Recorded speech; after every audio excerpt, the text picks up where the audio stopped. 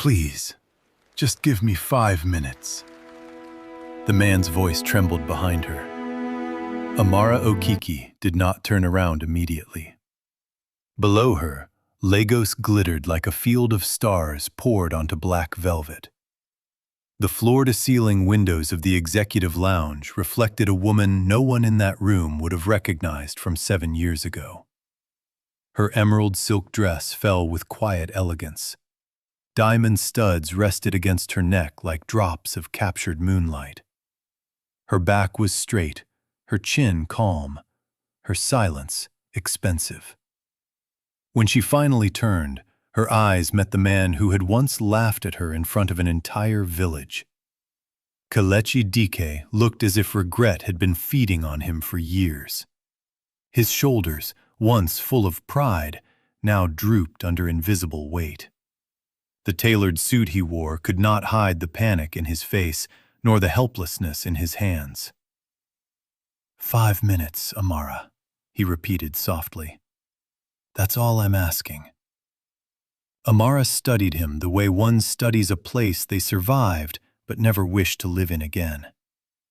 Then she smiled. It was not cruel. That made it worse. Kelechi, she said, her voice smooth as polished glass. You had years. And just like that, the world he had built his pride upon began collapsing all over again. But to understand why the most talked-about businessman in southern Nigeria was standing before her like a beggar, one had to return to a small village in Enugu State, to a dusty red road, to a market full of gossip, and to the day a poor girl with fire in her heart was taught exactly how expensive humiliation could become. 7 years earlier, the village of Umuaka had been vibrating with celebration. Women tied bright wrappers high around their waists. Men dragged plastic chairs beneath mango trees. Children ran barefoot through courtyards, chasing each other between cooking pots and laughter. The air smelled of pepper soup, roasted plantain, palm oil, and expectation. Everyone knew why the Okeke compound was so alive that afternoon. Amara Okeke, the quiet daughter of a widowed schoolteacher, was about to be formally introduced to the family of Kelechi Dike, the most successful young man ever to come out of Umuaka in recent memory. At 29, Kelechi was already living in Abuja, driving imported cars, posting photographs from expensive hotels, and speaking with the careless confidence of a man who had recently discovered that money made other people patient with his character. The village adored him. Or at least, it adored what he represented. Escape, status, proof that one of their own had touched the city and returned with gold on his skin. And Amara? Amara was 24, intelligent, beautiful in the quiet way that sneaks up on people, and known more for hard work than glamour. She helped her mother in the market, taught neighborhood children in the evenings, and spent late nights reading borrowed business books by lantern light. She had hands that knew labor and eyes that knew hunger for something bigger than survival. That afternoon, as older women adjusted the coral beads around her neck, Amara sat very still. Her mother, Mama Grace, knelt beside her and touched her cheek. "You look like your grandmother today," she whispered. "The same eyes, the same strength." Amara smiled nervously. "Do I look too simple?" Mama Grace laughed softly. "Child, simple is not your problem. Your problem is that you don't yet know how bright you are." Outside, drums sounded faintly from a nearby compound. Inside, Amara's cousin Chisom rushed in, breathing fast. "They've arrived," she said. The women around Amara let out delighted cries. Someone adjusted her jele. Someone else dusted her shoulders. An auntie declared that the groom's family had come with enough drinks to prove seriousness. the room filled with teasing, prayers, and all the old rituals villages used to dress hope in ceremony. Amara lowered her eyes, but inside her chest, her heart beat like a fist against a locked door. She and Kelechi had known each other for years, not as strangers, not even as casual admirers. When he had still been struggling, before the suits and the arrogance and the city accent, he had spent long evenings with her beneath the udala tree at the edge of the village. He used to talk about dreams, about leaving, about becoming someone, about never letting poverty decide his future. And Amara had listened. Not because he was impressive then, but because she understood that hunger. She had believed, perhaps foolishly, that two people who dreamed with the same desperation could one day build something together. When Kelechi moved to Abuja, he kept calling. When his fortunes improved, he sent money sometimes. When he returned during holidays, he sought her out. When people began whispering, he did not deny it. And when his mother visited Amara's home 3 weeks earlier to start family talks, hope became real enough for everyone to touch. Or so Amara thought. Outside, greetings rose louder. Chairs scraped. Men cleared throats with ceremonial importance. At last, an aunt touched Amara's arm. "Come, it's time." The compound was full. Neighbors had gathered along the edges, pretending not to stare while staring with professional commitment. Plastic canopies offered shade. Bottles of malt and crates of soft drinks sat stacked near the entrance. In the center, elders from both families occupied the front row, like judges presiding over destiny. Amara stepped out slowly. A murmur moved through the gathering. She wore a deep, wine-colored wrapper with gold embroidery, modest but stunning. The afternoon sun caught the oil on her skin and turned her into something warm and luminous. Her eyes remained lowered in respect, but every step she took seemed wrapped in quiet dignity. Then she looked up, and the world shifted. Kletchi was not alone. Beside him stood a woman no one in Umuaka had ever seen before. Tall, light-skinned, dressed in fitted white lace with designer sunglasses pushed into glossy hair. Her handbag alone probably cost more than Mama Grace earned in a year.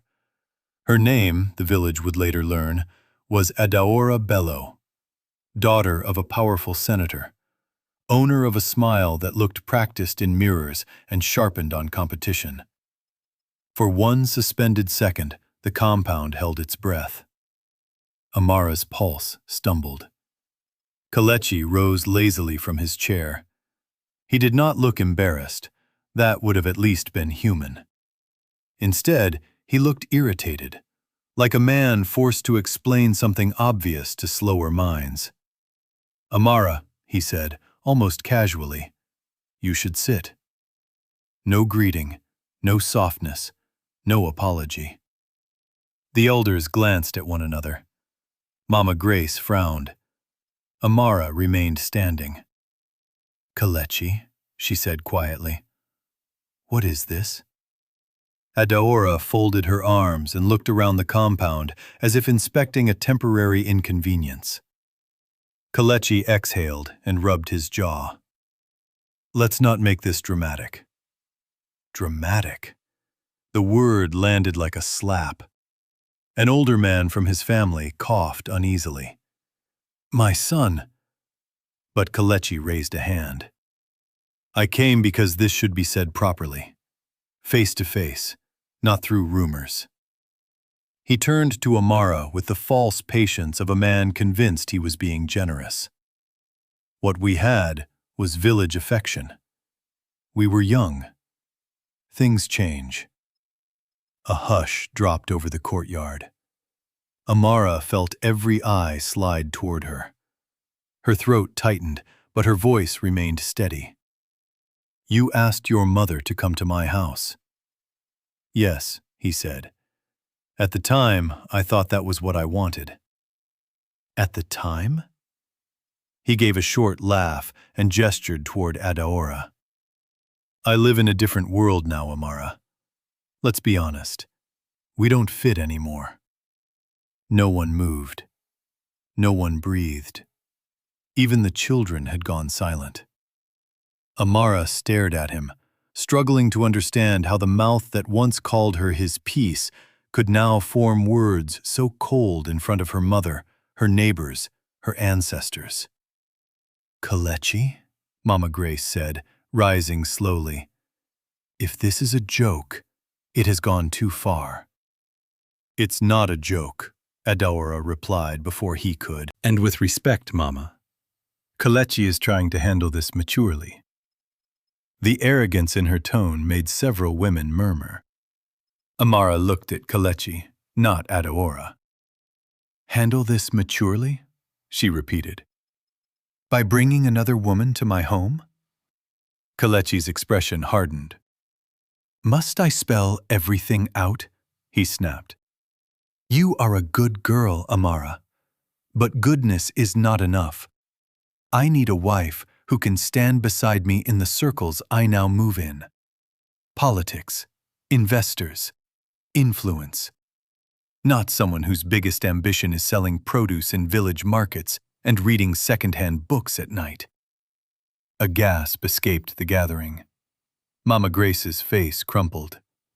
Amara felt something inside her chest tear so quietly that no one else could hear it. But Kelechi was not finished. Look around, he said, his voice louder now, feeding on the humiliation he was creating. This life, these dusty roads, smoke from firewood, local gossip. I left this behind. I cannot marry a woman who still belongs to it. Belongs to it? Like she was not a person. Like she was a location. Like poverty had fingerprints. Amara had imagined pain before. She had imagined heartbreak, disappointment, even abandonment. But nothing had prepared her for public erasure, for being spoken about as if she were too small for the future he had chosen. Yet somewhere beneath the shock, another force was waking. Something old, something proud, something her grandmother must have buried in her blood long before she was born. She lifted her chin. When she spoke, her voice was clear enough to cut through shame. So that is why you came? She asked. To show your new woman the village girl you outgrew? For the first time, something flickered in Kelechi's eyes. Not remorse, discomfort. Because Amara was not crying, not begging, not collapsing in a way that would make him feel powerful. Adaora smirked. At least she understands. Amara slowly turned toward her. And you, she said, should pray very hard that any man who can humiliate one woman like this will never one day humiliate you, too. The courtyard erupted in low whispers. Adaora's smile vanished. Kelechi stepped forward. Enough. But Amara was beyond fear now. She slipped the coral beads from her neck, one by one, bead by bead. The sound of them clicking into her palm was almost sacred. Then she walked to the table where drinks for the ceremony had been arranged, placed the beads down gently, and looked directly at Kelechi in front of everyone he had hoped to impress. You are right about one thing, she said. We do not fit anymore. His jaw tightened.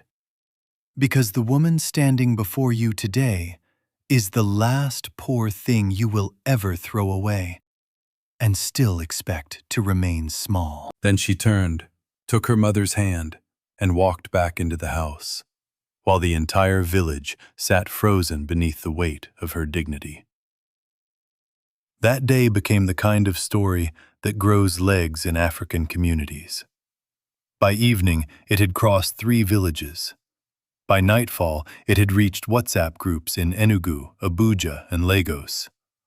By morning, it had become entertainment. Some laughed at her. Some pitied her. Some praised her final words, but still whispered that pride was easier when one had nothing left to lose. For 2 weeks, Amara barely left the house. Not because she was weak. Because healing in public is difficult when people keep arriving to taste your wounds with sympathy disguised as concern. Mama Grace tried to stay strong for her daughter, but Amara often heard her crying softly at night. That sound hurt more than Kelechi's insults. One evening, after enduring yet another visitor who came just to check on them, but somehow left having gathered enough details to feed the village for days, Amara walked behind the compound to the old mango tree where her grandmother used to sit. She sank onto the low wooden stool and finally allowed herself to break. Not neatly, not beautifully. She bent forward and sobbed until there seemed to be no air left in her body. When at last the storm eased, she heard soft footsteps. It was old Mama Irena, her grandmother's friend, carrying a folded cloth. "I knew I would find you here," the old woman said. Amara wiped her face. "I don't want anyone's pity." Mama Irena sat beside her. "Good. Pity is cheap." From the cloth, she removed a yellowed envelope. "Your grandmother gave me this before she died. She said I should give it to you on the day life insults you deeply enough to wake your real destiny." Amara stared. With trembling fingers, she opened the envelope. Inside was a single sheet. Her grandmother's handwriting slanted across the page. "Amara, if you are reading this, someone has made the mistake of measuring your worth by your present condition. Let them. Poor eyes always confuse beginning with ending. Do not spend your life proving yourself to those who need your smallness to feel tall. Build so greatly that your peace becomes your answer. And remember, a woman who can survive shame without losing her soul is dangerous to every gate built to keep her out." Amara read it 3 times, then a 4th. By the end, her tears had changed. They were no longer helpless. They were cleansing. The next morning, she rose before dawn. By sunrise, she had packed a small bag. By afternoon, she was on a bus to Enugu City, with 1 change of clothes, 2 notebooks, her grandmother's letter, and a decision fierce enough to outlive humiliation. If Umuaka had become too small to hold her pain, then the world would have to become large enough to hold her ambition. City life did not welcome her with open arms. It welcomed her with rent, crowded buses, rude conductors, stale bread, endless heat, and the daily insult of being poor among people too busy to notice. Amara found work first at a small produce warehouse near Ogbete Market, where she sorted tomatoes, recorded incoming bags of peppers, and watched entire shipments rot because transport delays and bad storage turned food into loss before it could reach buyers. She noticed everything. Farmers worked too hard and earned too little. Middlemen controlled information. Cold storage was scarce. Distribution was chaotic. A bad road or broken generator could destroy the labor of hundreds. What others saw as normal disorder, Amara saw as broken systems waiting for someone brave enough to redesign them. At night, she took free online business classes at a crowded cybercafe. She studied logistics, supply chains, food preservation, agricultural finance, and renewable energy. She filled notebook after notebook with ideas. Most people around her thought she was distracting herself from heartbreak. They were wrong. She was converting pain into structure. One rainy evening, nearly a year after the humiliation in Umuaka, opportunity arrived disguised as disaster. A truck carrying temperature-sensitive medicine and fresh vegetables had broken down outside the warehouse. The driver was shouting, workers were panicking, the owner was away. A foreign investor visiting the facility was furious. Everyone spoke at once. No one led. Amara stepped forward. "If we move the medicine to the back room and cover the vegetables with wet sacks, we can reduce the loss before the replacement truck comes," she said. One of the supervisors barked, "Who asked you? The heat will ruin everything in less than an hour," she replied. "You can insult me after we save your stock." Perhaps it was her tone. Perhaps it was the urgency. Perhaps destiny had grown tired of waiting. Whatever the reason, people obeyed.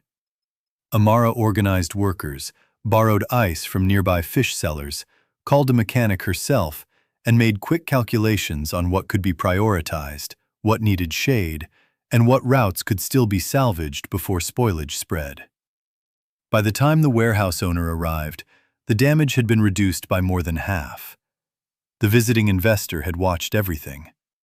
Her name was Nia Kamau, Kenyan, 42, sharp-eyed, founder of a fast-growing East African cold chain company that supplied supermarkets, clinics, and regional distributors. After the chaos settled, she found Amara outside, washing dust from her hands. "What is your position here?" Nia asked. Amara gave a tired smile. "Officially, store assistant. Unofficially, the person who hates waste." Nia's lips curved slightly. "And who taught you supply preservation models?" "I taught myself. Why?" Amara looked at the wet ground for a moment. Then she answered honestly. "Because I grew up watching people lose value before they ever reached the market. Crops, dreams, people." Nia stared at her for a long second, the way seasoned builders look at raw land and somehow see skyline. "Do you have a passport?" she asked. Amara blinked. "No." "Get one." That was all, but it was enough to shift the next 5 years of history. Within 8 months, after interviews, recommendations, and more fear than she let anyone see, Amara moved to Kigali on a junior operations fellowship sponsored by Nia's company. It was the first time she had ever left Nigeria, the first time she had ever flown, the first time she had ever walked into boardrooms where maps of Africa covered walls and people discussed infrastructure like destiny could be engineered. She learned ruthlessly. She studied storage architecture, financing models for smallholder farmers, cross-border logistics, solar cooling technology, commodity forecasting, and freight digitization. She worked longer than anyone, slept less than was wise, asked questions others were too proud to ask. When men tried to talk over her, she answered with preparation. When they doubted her, she returned with data so sharp it embarrassed them. Mia watched quietly, then gave her more responsibility, then more, then a team, then a region. By the 3rd year, Amara was designing scalable cold chain hubs for rural farming communities in Kenya, Ghana, and Rwanda. By the 4th, she convinced investors to fund a bold new idea: a Pan-African platform combining solar-powered microstorage, transport coordination, and direct market access for farmers long exploited by delay and waste. The company was named Zawadi Grid Holdings. Gift. Because value should not die before reaching the people who create it. Some called her vision too ambitious. Some called it impossible. Some said no one would trust a young woman from a forgotten Nigerian village to lead infrastructure at continental scale. Amara heard all of it, then built anyway. She traveled relentlessly across Africa, from Kumasi to Kigali, from Mombasa to Kano, listening before building, learning before leading. She sat with farmers under trees, heard the voices of women carrying produce before sunrise, met traders, lenders, engineers, transport unions, health coordinators, and village chiefs. She did not build from theory, she built from listening. And because she built from the ground up, people trusted her. Within 5 years, Zawadi Grid rose from a daring startup into one of Africa's most admired logistics and agri-tech empires. Spoilage fell, farmer profits rose. Clinics received temperature-sensitive stock faster. Governments pursued partnerships. Global capital arrived. Magazine covers followed. So did invitations. So did envy. And somewhere in Nigeria, a man who once mocked village roads began seeing her face in airports, newspapers, journals, and conference banners. Kelechi Dike laughed at first. He told himself it could not be the same Amara. But it was. Painfully, unmistakably, gloriously her. Meanwhile, Kelechi's own life had not become the victory he imagined when he chose status over sincerity. His marriage to Adaora Bello brought access, influence, and polished appearances, but not love, peace, loyalty, or respect. Their union was strategic, elegant on the surface, and hollow underneath. Then came the pressure. Bad deals, over-leveraged projects, import restrictions, a collapsing real estate gamble, and the quiet humiliation of discovering that political promises grow old very quickly when power changes hands. When Adaora's father lost influence, investors stopped answering. When Kelechi needed rescue, the friends built from convenience became strangers. By the 6th year of their marriage, they no longer shared a room except at public events. By the 7th, rumors spread that Adaora was moving company funds through hidden channels linked to outside competitors. Kelechi denied it until the numbers proved otherwise. A confidential bid leaked. A crucial port-linked contract disappeared. Then his legal team informed him that one of the firms positioned to acquire distressed assets tied to his struggling company carried a familiar name: Zawadi Grid Holdings, led by Amara Okeke, Executive Group CEO. He sat alone for nearly an hour after reading the file. Not because Amara had come for revenge. What crushed him was worse. She had come for significance, and his failing empire simply stood where her future needed to pass.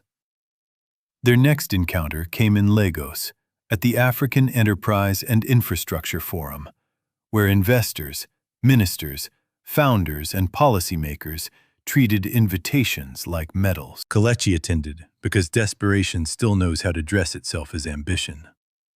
Amara attended because impact no longer asks permission. When she entered the hall, conversation shifted. She moved without hurry, surrounded not by noise, but by gravity. Her gown was understated, her posture controlled, her expression calm. Beside her walked partners and executives, yet everyone knew who the center of the room was. Kelechi stared, as if memory itself had become expensive. This was not the girl from Umuaka. No, that girl had become dangerous, not because she was bitter, but because she was complete. During the keynote session, Amara stepped onto the stage to speak on infrastructure, dignity, and the future of African food systems. Her voice filled the hall with confidence earned in rooms far harder than this one. She said Africa had spent too long treating inefficiency like climate, like something to survive rather than solve. Waste was not culture. Delay was not tradition. Loss was not destiny. Every crate that spoiled before market, every vaccine delayed in transit, every farmer cheated by distance was not merely an economic failure. It was a dignity failure. The hall went still. Then she continued. When systems are broken, the poor do not merely lose money, they lose time, health, leverage, and voice. Her work was not about storage alone. It was about ensuring that value created by African hands reached African futures without dying in between. Applause erupted before she had even finished. Afterward, ministers, journalists, investors, and young founders surrounded her. Kelechi waited for over an hour. At last, she turned and saw him. There was no shock in her face, only recognition and composure. He praised her speech. She thanked him. He said he had been trying to reach her office. She replied that she knew. He asked for a conversation about a restructuring partnership, and then, more quietly, about other things. She looked at him with professional calm and said her strategy director handled restructuring, and as for other things, she did not think there were any. He pleaded for 5 minutes. She agreed. So they stood in an executive lounge overlooking Lagos. Kelechi confessed that he did not deserve her time. She replied that it was the first accurate thing he had said in years. He admitted he had been foolish, arrogant, and cruel. Each time she answered with a steady yes. No anger, no trembling, only truth. He said he had replayed that day more times than he could count and would give anything to undo it. She told him simply, "But you cannot." Then he confessed the deeper wound. He had married ambition dressed as status. He had confused access with love, polish with character. By the time he understood what he had thrown away, she had become unreachable. Amara answered with quiet force. You did not throw away a finished version of me. You threw away a human being because you thought her circumstances were permanent. He admitted his marriage was over, his company collapsing, his circle disloyal. He said he never stopped thinking about her.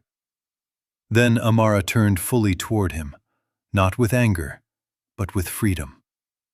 She said that may be the saddest confession of his life, because she had stopped building her world around his memory a very long time ago. When he asked if there was truly no place for him in her life, she answered with the mercy of truth. There was a place for lessons. There was gratitude for survival. There was even forgiveness, if it helped him become a better man than the one who once stood in her mother's courtyard. But there was no return. At that moment, his phone lit up again and again. Emergency messages from legal counsel. Assets frozen. More evidence confirmed. Adora had authorized a final offshore transfer. The board was moving against him. He looked up helplessly, and Amara saw the pattern immediately. The kind of life built on appearances usually collapses in public, she told him softly. Then he asked the question stripped bare by humiliation. Did you ever hate me? Amara answered without delay. No. She said she hated what he did, hated what it cost her mother, hated how small she felt for a time. But hate ties you to the person who hurt you, and she had been too busy becoming. For the first time, he cried. Not over business loss, not over scandal, but over the unbearable truth that the woman he once measured by dust and smoke now stood forever beyond his reach. Not because she was cruel, but because she had outgrown the need to be chosen by him. A week later, Zawadi Grid announced its greatest expansion yet. A multi-country agro-logistics corridor and the acquisition of distressed warehousing assets from collapsing firms, including infrastructure once tied to Kelechi's group. Media called it brilliant. Investors called it strategic. Young entrepreneurs called it legendary. Umuaka called it God. Then came the part no one expected. Amara returned to the village, not in secrecy, not in revenge, but in daylight. The roads were lined before she arrived. Women ululated. Men stood taller. Children climbed fences for a better view. The same compound once filled with whispers had been decorated with canopies, flowers, and banners bearing the logo of the foundation she had quietly funded for 2 years. The Nneka Grace Foundation, named for her grandmother and mother. Mama Grace, dressed in royal blue, wept openly as her daughter stepped from the SUV. But these were not the tears of that old season. These were the tears of restoration. Amara embraced her mother first, tightly, without cameras between them. Then she faced the village, with officials, journalists, partners, and community leaders behind her, and history standing in front. That day was not a triumphant parade. It was the launch of a fully funded rural processing and solar storage hub that would employ hundreds, reduce post-harvest loss, support local women traders, and offer entrepreneurship scholarships to village girls from low-income homes. The girls sat in the front row with wide eyes and sunlit braids. Amara saw herself in every one of them. When she stepped to the microphone, the village fell silent. She said she had once left carrying shame that did not belong to her. For a long time, she thought the worst thing that ever happened to her happened there. But now she understood something different. Sometimes the place of your deepest humiliation is also the place where your future first learns its true name. Emotion moved through the crowd. Then she said she had not come back so anyone could feel sorry for how she had been treated. She came back so no girl from that soil would ever again believe that rejection is proof of smallness. Poverty is a condition, not identity. Delay is a chapter, not destiny. Applause thundered.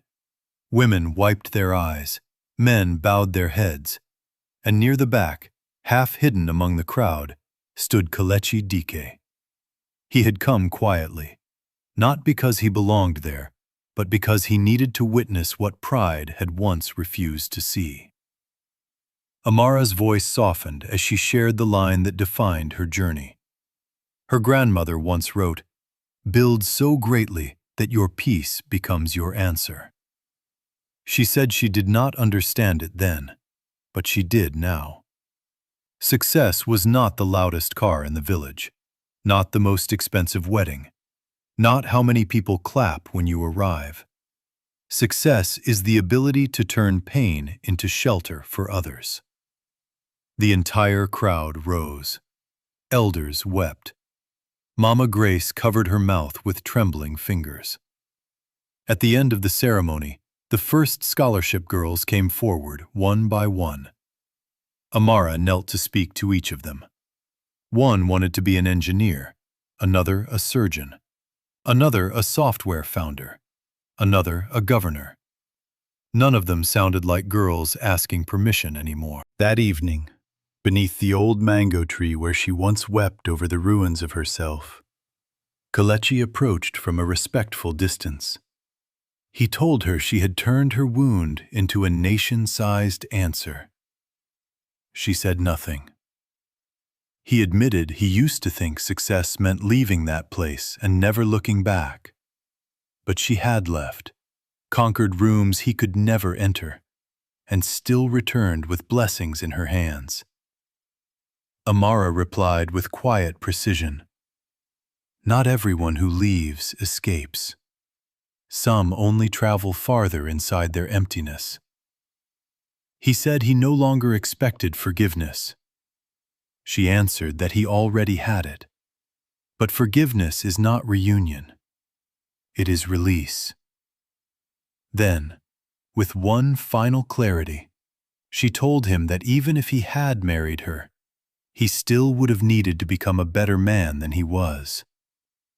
That truth silenced him. At last, her expression softened just enough to be kind. She told him to go and rebuild what was left of his life, with honesty, not image, not performance. Honesty. That would be punishment enough, at first, and maybe one day, freedom. He turned and walked away from the only woman who had ever seen both his hunger and his cowardice clearly enough to name them. As dusk settled, laughter rose from the new training center. Girls ran where once she had hidden tears. Workers moved equipment into the solar hub. The air smelled of pepper, earth, and life. And now it smelled like future, too. Amara removed the old letter from her bag and unfolded it again. Build so greatly that your peace becomes your answer. In the months that followed, the Umuaka hub became one of the region's most successful rural transformation pilots. Young women enrolled in training. Farmers secured better prices. Food loss fell sharply. Health clinics received faster cold chain support. Replication requests came from other states. International media praised it as a model for community-centered growth. Whenever interviewers asked Amara what inspired her return, she never mentioned Kelechi by name. She simply said, "I know what it means when value is overlooked at the source." As for Kletchi, he disappeared from social pages. Word spread that he sold properties, settled legal disputes, and began working quietly with a modest agricultural cooperative outside Abuja. No cameras, no loud branding, no designer arrogance, just patient work. Perhaps loss had humbled him. Perhaps regret had aged him. Perhaps both were true. But Amara did not follow the details. Not from bitterness, from completion. And that was the final secret of healing. The greatest answer to humiliation is not revenge. It is expansion. Not proving them wrong every day, but building so fully, so honestly, so usefully, that the day they underestimated you becomes too small to carry your name. And somewhere in Nigeria, under the same sky that once watched a village girl walk away in silence, thousands of other girls began to dream louder. Not because life had become easier, but because someone had shown them what can happen when rejection fails to kill vision. That was Amara's real victory. Not the magazines, not the billions, not the applause. It was the fact that a pain meant to shrink her became a door wide enough for others to walk through. And that is how the village girl he once mocked returned not merely as a CEO, but as something far more dangerous to every shallow eye that had ever dismissed her. She returned as proof.